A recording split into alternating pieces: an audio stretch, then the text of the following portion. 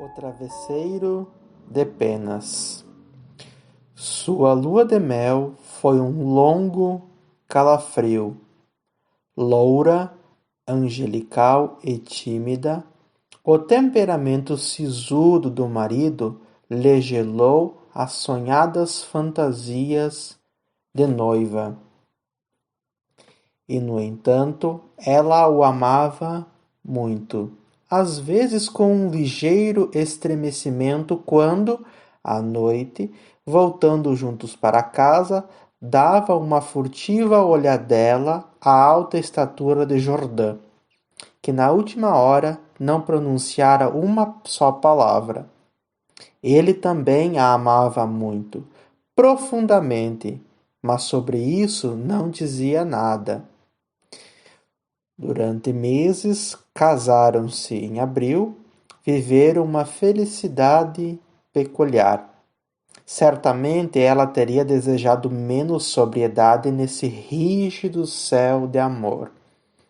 Uma ternura mais expansiva e menos controlada. Mas o impassível semblante do marido sempre a refreava.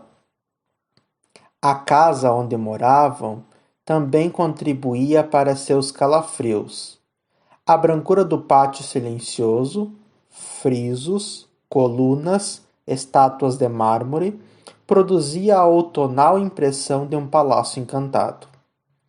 Dentro, o brilho glacial do estuque, sem uma única e superficial fissura nas altas paredes, corroborava a desconfortável sensação de frio.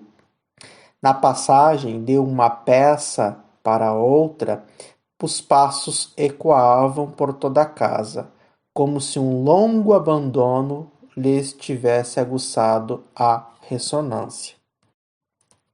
Nesse singular ninho de amor, Alicia passou todo o outono. Lançara um véu sobre os antigos sonhos e vivia como adormecida na casa hostil, sem querer pensar em nada até a hora em que o chegasse o marido. Não surpreendia que emagrecesse. Teve um ligeiro ataque de influenza, que acabou se arrastando, por dias e dias. Não melhorava nunca. Num fim de tarde, por fim, pôde ir ao jardim, apoiada no braço do marido. Olhava para um lado e outro, indiferente. Jordã, com ternura, passou-lhe a mão na cabeça, e Alicia pôs-se a chorar, pendurada em seu pescoço. Chorou longamente todo o seu espanto calado, redobrando o pranto à mínima carícia. Depois os soluços foram diminuindo, e ela continuou abraçada nele, sem mover-se e sem nada dizer. Foi esse o último dia em que Alicia se levantou. No dia seguinte amanheceu prostrada. O médico de Jordã veio vê-la e recomendou repouso absoluto. Não sei o que ela tem, disse a Jordã em voz baixa, já na porta da rua. É uma fraqueza que não entendo, sem vômitos, sem nada. Se amanhã despertar como hoje, manda-me chamar. No outro dia, Alicia estava pior. Veio o médico e constatou uma anemia em progresso acelerado, completamente inexplicável. Alicia não teve mais desmaios, mas era visível que caminhava para o fim. Durante o dia todo o quarto permanecia com a luz acesa e em silêncio. Corriam as horas sem que se ouvisse o menor ruído. Ela dormitava. Jordã passava o dia na sala, também com todas as luzes acesas. Andava sem cessar de um lado para outro, com incansável obstinação, o carpete abafando-lhe os passos. De vez em quando entrava no quarto e continuava em seu mudo vai-e-vem ao longo da cama, detendo-se um instante em cada extremo para olhar para a mulher.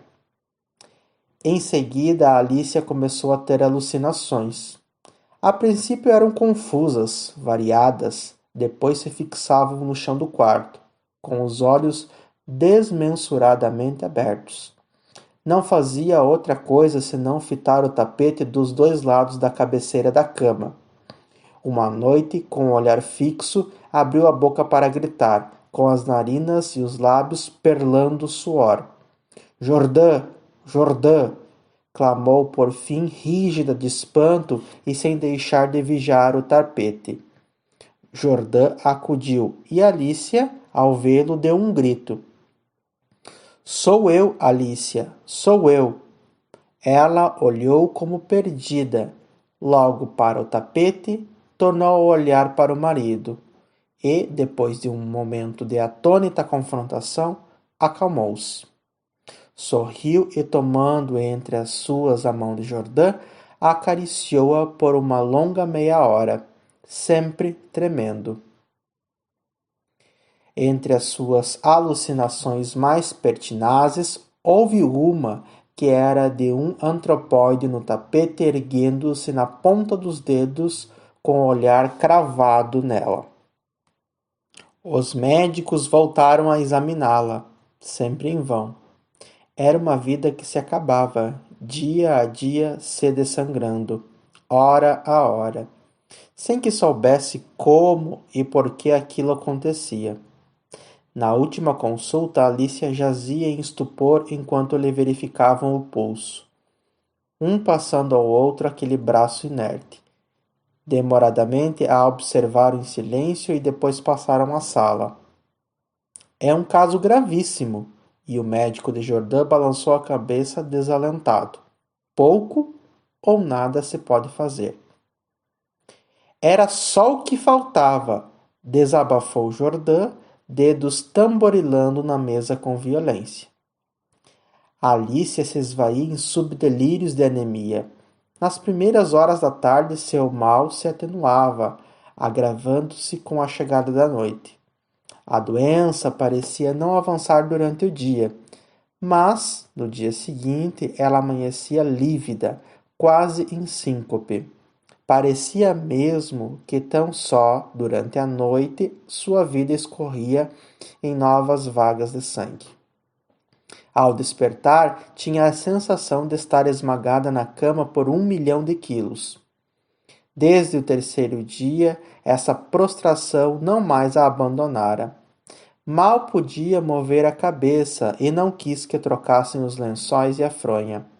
Seus terrores crepusculares avançavam agora sob a forma de monstros que se arrastavam até a cama e subiam laboriosamente pela colcha.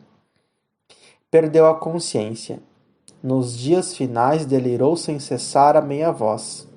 As luzes continuavam funebremente acesas no quarto e na sala.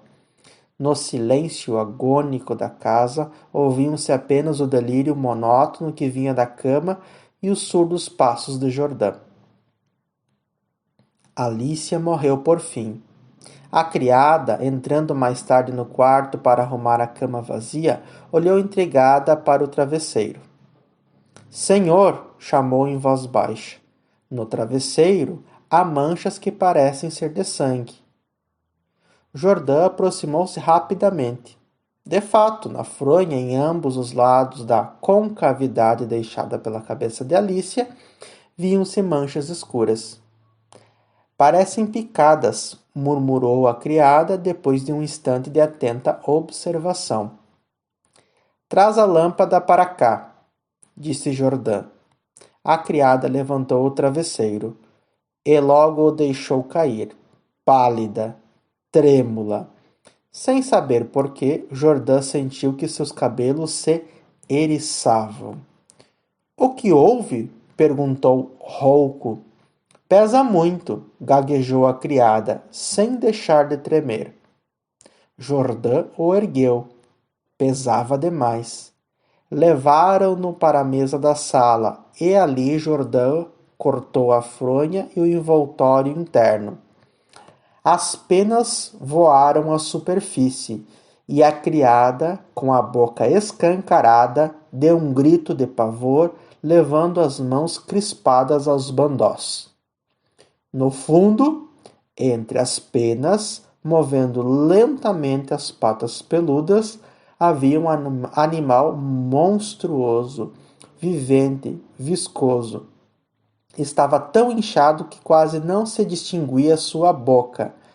Noite a noite, desde que Alicia ficara acamada, aplicara aquela boca, aquela tromba, melhor dito, as têmporas dela, para sugar-lhe o sangue. A picada era imperceptível.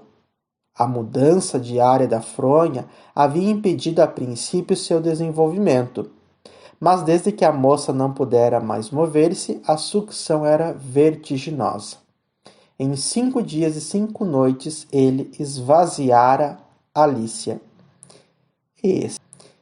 Esses parasitas das aves, diminuto no meio habitual, chegam a adquirir proporções enormes em certas condições.